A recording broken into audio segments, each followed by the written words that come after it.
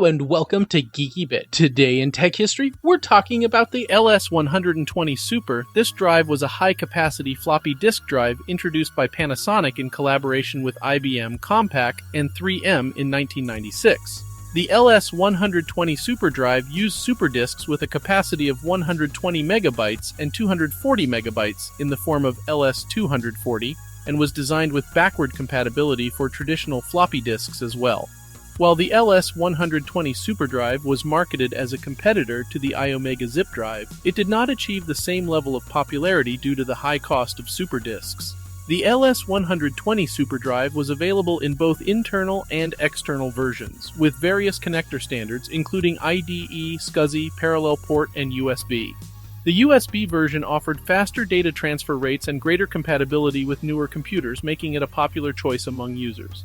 Despite its advantages, the LS120 SuperDrive, along with its LS240 counterpart, was eventually made obsolete by CD-writable media and USB flash drives. Now, with all of that out of the way, let's talk about my story with the LS120 Super. In 1999, while taking a media class in high school, I had the opportunity to work with several Macintosh computers. Most of them were 6400/200 Macs, but we had one iMac that came equipped with a USB LS120 drive and an Iomega Zip drive. Although I found myself transferring files with zip drives most of the time, since all the 6400s had zip drives. However, I was given permission to take the LS120 home one day. Using it, I was amazed by its capability to transfer files onto disks that held a similar amount of space to a zip disk. The most remarkable feature was its ability to read and write to normal floppy disks.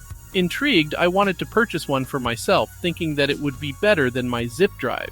However, the USB LS120 drives were expensive, and the cost of the disks were about double that of a zip disks. I ended up getting a CD burner drive and never looked back. Here are my thoughts about the SuperDisk LS120. It was an interesting competitor to Zip Drive, but it was very too little too late. It came out a few years before cheap CD-writable media and drives. It was also a few years younger than the Zip Drive. The final issue was the higher price for the disks. I think this made it a more obscure device in media.